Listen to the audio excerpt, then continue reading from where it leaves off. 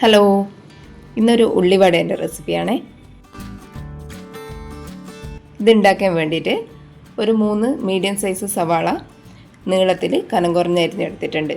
ഇനി ഇതിൻ്റെ അകത്തേക്ക് 1 ടീസ്പൂൺ ഉപ്പും പിന്നെ ഒരു 1/4 ടീസ്പൂൺ മഞ്ഞൾപ്പൊടിയും 1 ടേബിൾ സ്പൂൺ കാശ്മീരി മുളക് പൊടിയും പിന്നെ അതിൻ്റെ അകത്തേക്ക് 1/4 ടീസ്പൂൺ കുരുമുളകും ഒരു നുള്ള കായപ്പൊടിയും പിന്നെ അതിൻ്റെ അകത്തേക്ക് ഒരു 3 പച്ചമുളക് ചെറുതായി വട്ടത്തിലരിഞ്ഞത് ചേർത്ത് കൊടുക്കുന്നുണ്ട്.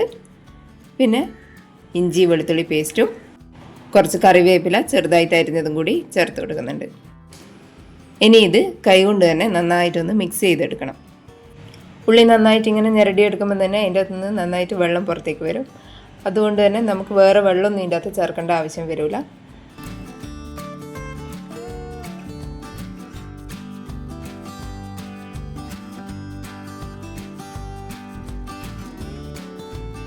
ഇതുപോലെ നന്നായിട്ടൊന്ന് മിക്സ് ചെയ്തതിന് ശേഷം ഇതൊരു 1/4 മണിക്കൂർ ഒന്ന് മാറ്റി വെക്കണം. അതിന് ശേഷം ഉള്ളിലെ വെള്ളമെല്ലാം നന്നായിട്ട് ഇറങ്ങിയിട്ടുണ്ടാവും.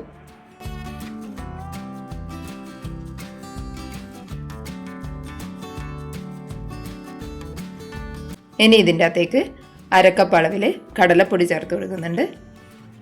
അതിൻ്റെ കൂടെ തന്നെ ഒരു 2 ടേബിൾ സ്പൂൺ അളവിൽ അരിപ്പൊടി കൂടി ചേർത്ത് കൊടുക്കുന്നുണ്ട്.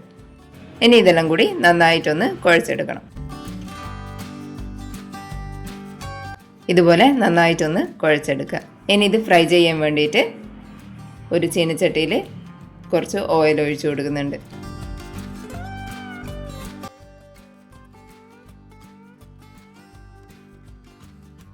ഇനി ഈ മിക്സിൻ്റെ അകത്തുനിന്ന് കുറച്ച് എടുത്തതിന് ശേഷം കൈ വെച്ചിട്ടൊന്ന് പ്രസ് ചെയ്ത് കൊടുക്കുക. ഒരു ഉള്ളിവടേൻ്റെ ഷേപ്പ് ആക്കിയതിന് ശേഷം എണ്ണയൊന്ന് ചൂടായിട്ട് വന്നു കഴിഞ്ഞാൽ അതിൻ്റെ അകത്തേക്ക് ഇട്ട് കൊടുക്കുക.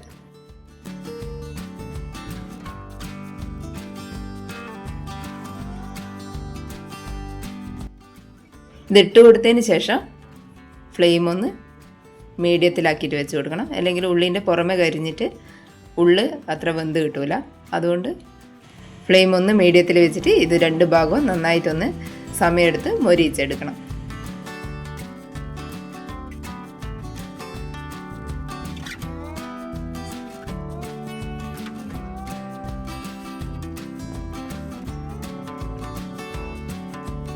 രണ്ട് ഭാഗവും നന്നായിട്ട് ഫ്രൈ ആയിട്ട് വന്നതിന് ശേഷം എണ്ണേൻ്റെ അകത്തുനിന്ന് കോരിയെടുക്കാം. കടയിൽ നിന്നെല്ലാം വാങ്ങുന്ന അതേ ടേസ്റ്റിൽ തന്നെ ഉള്ളിവട റെഡി ആയിട്ടുണ്ട്. എല്ലാവരും ഒന്ന് ട്രൈ ചെയ്ത് നോക്കണേ. വീഡിയോ ഇഷ്ടപ്പെട്ടിട്ടുണ്ടെങ്കിൽ ലൈക്ക് ചെയ്തിട്ട് സബ്സ്ക്രൈബ് ചെയ്യണേ. Thank you.